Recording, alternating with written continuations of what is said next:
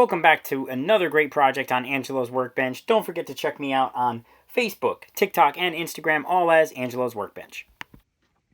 Hey everybody, it's Angelo from Angelo's Workbench, here with my next project. And for this project, we're going to go back, way back, to the year 1990. I was still in high school when listening to things like Madonna and Michael Jackson on the radio, and going to the movies and seeing things like Hunt for Red October and Goodfellas and Days of Thunder, all classics to be sure, just like the 1990 Chevrolet Corvette ZR1. And while this car is eclipsed by today's modern performance standards, it still is beautiful and striking. C4 Corvettes are my favorite Corvette, and we're going to talk more about this coming up after this. Angelo's Workbench is proud to announce that this video series is sponsored by 9stepsindustries.com. They have sent me some nippers and some sanding sticks, an airbrush, a cleaning pot, some cutters, some tweezers, a whole bunch of tools, and they offer all these tools for sale at their website, 9stepsind.com. That's 9stepsind.com. You can go there and shop and use code ANGELO20 for 20% off your order today. I've been using this stuff through the filming of this video series, and I am thoroughly impressed. Go check them out at 9stepsind.com, code ANGELO20 for 20% off today. So let's take a look in the box, shall we? We've got the... This is an original issue. This is not a repop. This guy is from 1989, the Ertl Company, and I love these old kits when you can. Hey, we could subscribe to the Blueprinter. Isn't that fantastic? Look at this. 1 year in the USA, $6. 2 years for $10. Isn't that great? Send your check or money order. No cash, please. That's cool. A little retro. And, oh, wow, look at that. That's nice and discolored. An interesting thing. And these instructions are kind of cool. Like, I was looking at these a little while ago. And, first of all, if you need to call them for a part, I bet these phone numbers don't work anymore. 800 number if you're in Iowa. Elsewhere in the USA, this 800 number. And then outside of USA, guess what? It's a toll call. There you go. So it starts out with the engine block assembly, and it says, scrape plating and paint from all areas to be cemented. And they say that for a good reason. The entire engine is chrome. And this entire chrome sprue is getting stripped. We are not having chrome anywhere on any of these parts. Even these lights, I think I'm going to do a little differently. But I mean, they chromed everything, and none of it needs to be. So that entire sprue is going to get stripped. So let's continue on with the instructions here. They have these engine assembly details, and we go on to the belt and the front suspension assembly, and then the radiator, and all of this is going to be very test fitted, because every time I've built one of these C4 Corvettes, I always have a hard time with getting the body on after because I didn't test fit enough in the beginning. So this time I am test fitting, and then when I'm done test fitting, I'm going to test fit again.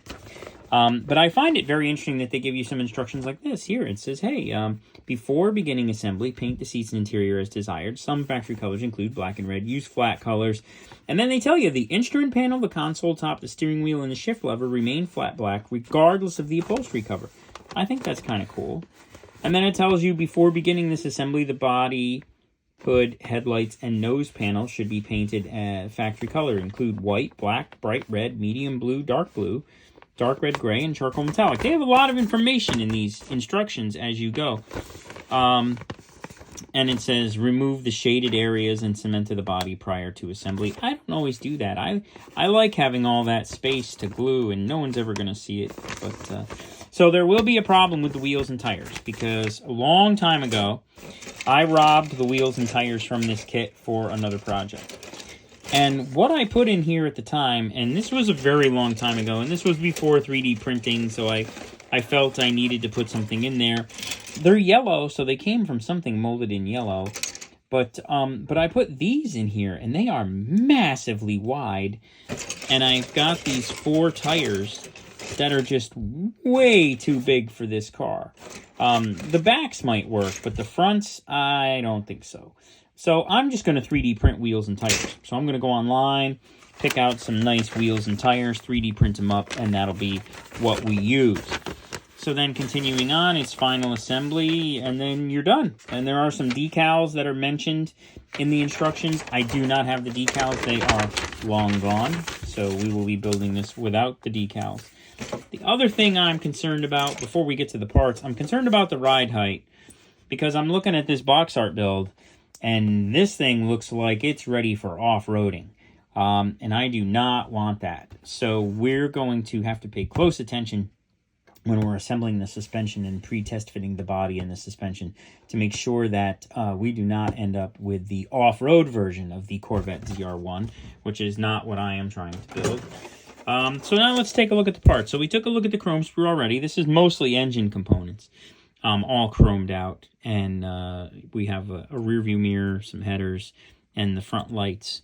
And then the wheels were here, but I robbed them long, long ago. Probably 20 years ago, I took the wheels out of this kit, so a long time ago. So then we have here, and now this is an old AMT kit from the 80s, so there's going to be a little bit of flash, but hey, we're model builders, right? We're not model assemblers. We build them, and we have all these wonderful tools, the best model tools in the world to do this. But look at these seats. I want you to get a good look at these seats. Like, look at the leather texture. These seats look amazing. You paint these a flat color, and they're done. They're done. Like, they did such a good job on these, and there's not much in the way of mold lines or anything. I mean, there's a little bit on the side here, but for an old 1980s AMT kit, this is really looking good. You can even read the little Corvette in the center of the steering wheel. I mean, that's pretty good. That's pretty good. This is going to be a lot of fun to build. And the beautiful C4 Corvette body lines are just amazing. Like, I love the C4 Corvette. I'm trying to figure out what color this is molded in. It almost looks like a really dark green. And I swear it almost has like a metallic to it. Like a metallic dark green. But either way, I don't know what color it's going to be, but it's not going to be this. It'll be something bright. And then I don't know what I'm going to do with these wheels and tires, but they're going somewhere else. So then we have the little pop-up headlights. Remember the pop-up headlights on the C4 Corvettes? They like went the wrong way. They like flipped over. That was so cool. I've actually owned a few of these cars in 1-to-1, and they are my favorite Corvette for sure. And we've got the spare tire, the radiator, the wheel well. It was so cool how the nose tips forward on these cars too. You could access so much. I mean, you could really rebuild the entire top end of the car without doing anything except tip the hood forward. And there's the hood, and that definitely is some kind of metallic green. It's really weird mold color. And then we have the chassis here. Some of it has been removed from the sprues already. And then we have, let's see here, we have some suspension components and a little itty bitty drive shaft. And then we have the interior tub, which again has, look, there's the luggage strap molded in, and the carpet texture is really fantastic. And the little handles for the little compartments that opened. The Bose sound system, which was top of the line at the time. And Bose still is pretty good. And it sounded fantastic in these cars. They really did. So there's the interior tub. And we'll get these tires out of here because these ain't being used. We'll 3D print some tires. And then let's see here. We have the dashboard. The dashboards in the 90 and up was really cool. They had changed it from the full digital display to one with just a little digital display and some analog gauges. But this will get painted up and will look quite nice. And what's loose? We have some exhaust. We have some more exhaust. We have some suspension, front suspension, and we have the glass, which is going to need a little polishing. We got a couple little, looks like some tire marks from storage. And it even says Corvette on there, in case you were wondering. It's Corvette. Here it is. Nice. That makes that glass go faster. And then we have some kind of hose for under the hood that'll have to get painted. And then we have taillights. And I was nervous at first. I looked in and I was like, oh no, there's only 3. The fourth one was hiding over in the corner. So we do have the taillights. And that was how, at the time, you could tell the ZR1 was these non-round taillights. All the other Corvettes had the round taillights. And they went to the oval taillights for the ZR1. And then everybody liked them so much, they went to the oval taillights for all of the cars. And I bet all the ZR1 guys who paid a fortune for the ZR1s and were very proud of those oblong taillights were quite angry at that point because now everybody had those taillights. So that is the kit. Those are the parts.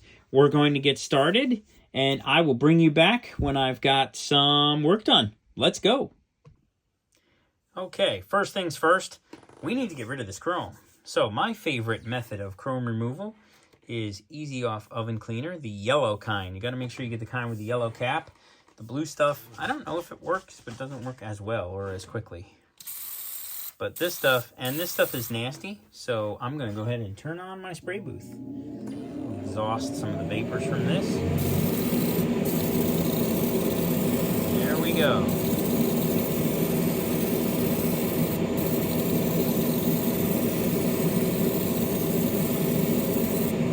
And you'll see the chrome will literally start disappearing as we speak. And there it goes. Those will be chrome-free in no time. Okay, the oven cleaner has done its thing. So now I'm just going to go in and do a little brushing action to make sure. What color is this molded in? It's like tan or something. Very weird color, to say the least. Well, I think we definitely have gotten all of the chrome off of these parts.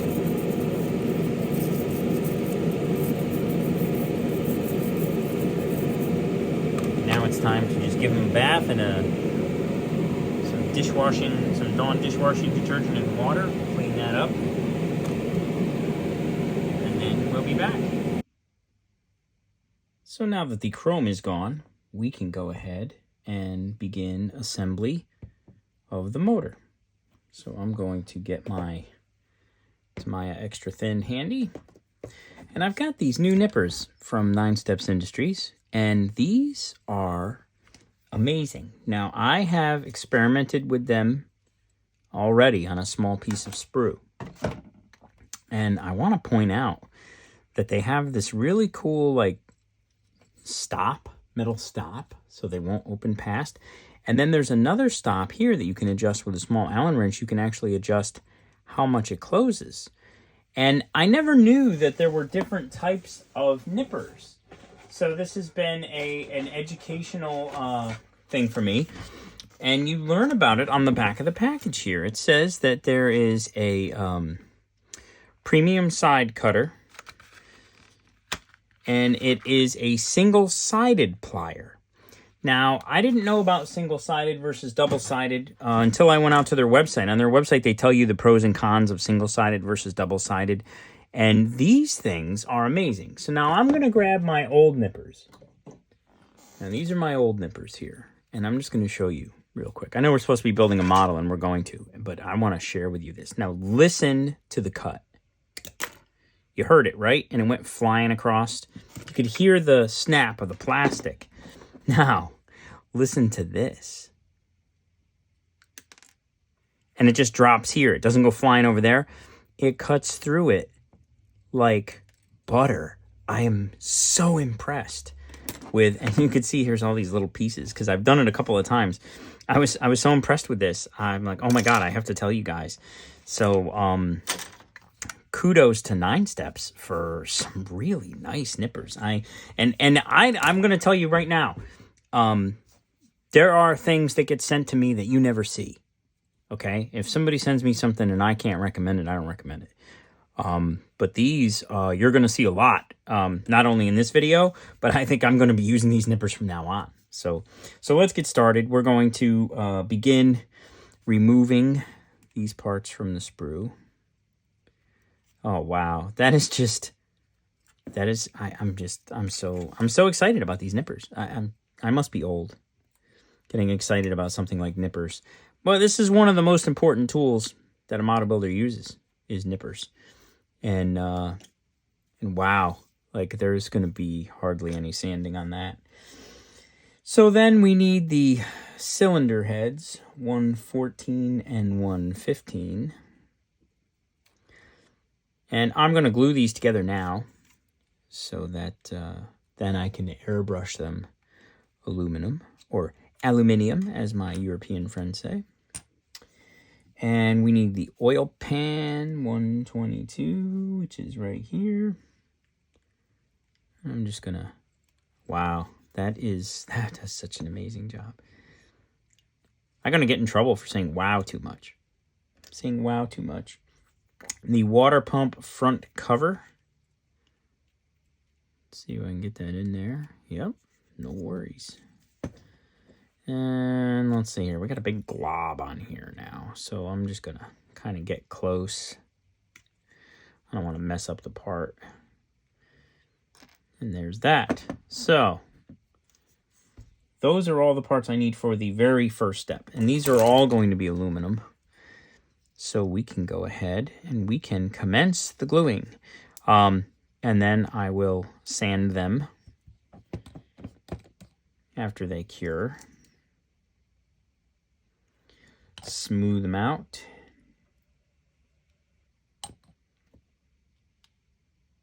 I really like Tamiya extra thin when you're doing bare plastic. The capillary action just sucks the glue in. And then you just kind of moosh it together. That's pretty good. Pretty good right there.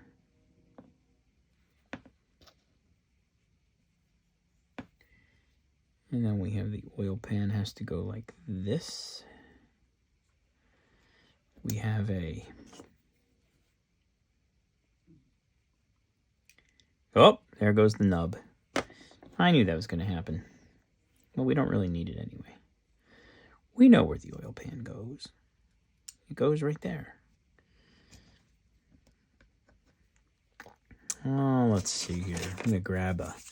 Let's see here. So 600 is this side, 800 is this side. This is kind of cool, too. We'll talk more about these later.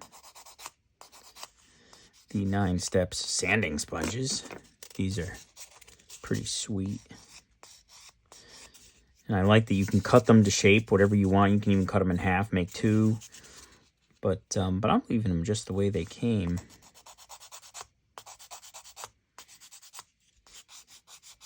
They do a very nice job. Very nice sanding sponges. Oh, let's see here. Where are we going to put this? This goes right here, like so. I'm going to get rid of this nub in its entirety. There we go. And look, it doesn't roll. I like that it doesn't roll. It's got this little hex head on the end. That is handy. You put it there and it stays there. That's good stuff. I have to say I am impressed thus far with the 9 steps tools. And you're going to see them on camera quite a bit.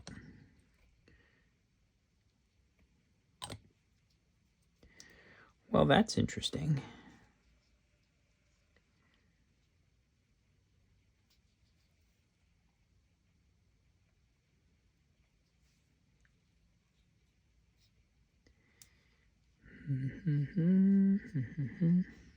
Okay, so now I'm going to let this cure. And then I'll glue the rest of this on. And we'll continue. So, this is kind of settled in nicely. We just have to remove a little bit of flash. This is an old kit after all, and even if it's not, you know, there's always a huge debate online about kits with flash and older kits, and guys are like, oh, I'm not building any of those older kits. Their kits are garbage and blah, blah, blah. You know, somewhere along the way, we went from model builders to model assemblers.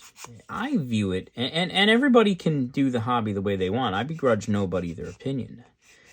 But I think that being able to take an older kit and turn it into something pretty nice is something to be proud of. You know, when I do one of these old MPC kits or one of these old AMT kits, and I know that I'm going to be doing plenty of test fitting, and I'm going to be adjusting things and sanding things and changing things. And then the final fit, you know, mating the body to the chassis is always an adventure on these older kits.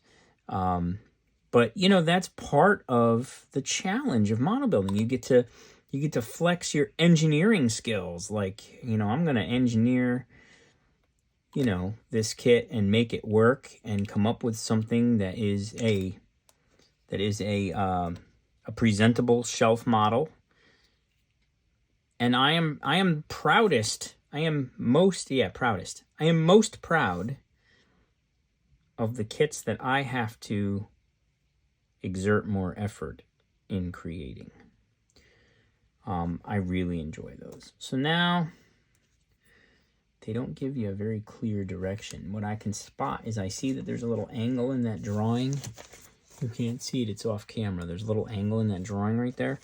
Because I was wondering if they go like this or like this, but they go like this, just like that. I just had to put that center tunnel in there first. This is a marvelous looking engine, and I'll talk more about the motor as we go forward in the video. I still have to do some research. I don't have all the facts off the top of my head like Raul does over at Muscle Car Modeler. That guy knows everything. I have to research it first. Hi, Raul. Yeah, so... And this glue is having a hard time, I think, because when I stripped the chrome off, I still have some of this yellow coating that was under the chrome. I still have some of that on the plastic, and the glue works its way through it. Eventually, it just doesn't stick as instantaneously as I am accustomed to. So, maybe I will switch over to a little faller for this piece. And we'll just dab some glue on there. And we will stick that like that. I'm still gluing plastic to plastic, so I should still get a good bond. It's just taking a few minutes to work its way through that coating. Okay. And since this is all going to be painted aluminum, I am gluing it now. And I'm just going to test fit that the top of the motor will in fact fit the way I have it. So I'm just going to, even though this isn't until the next step, I'm just going to nip this off here, just like that.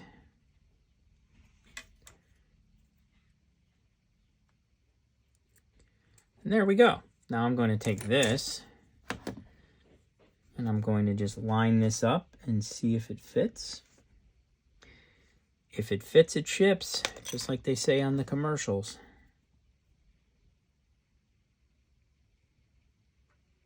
And you see, that's why we test fit while things are wet, because it doesn't really fit all that well. Need to slide these down a little. Now let's give it another test. Ah, yes. Much better. Much better. I think I'm actually a little crooked. There. Let's try it again.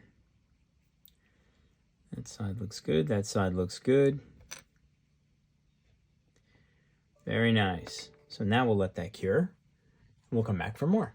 Thanks for tuning in to the first video in the AMT Corvette ZR1 video series. I hope you'll come on back for more next week. And thanks to 9 Steps Industries for being a sponsor this week. We appreciate it very much. So go ahead and check me out on Facebook, TikTok, and Instagram, all as Angelo's Workbench. Also, don't forget to like, comment, subscribe, send me questions. I love to hear from you guys. I look forward to seeing you next week. Thank you.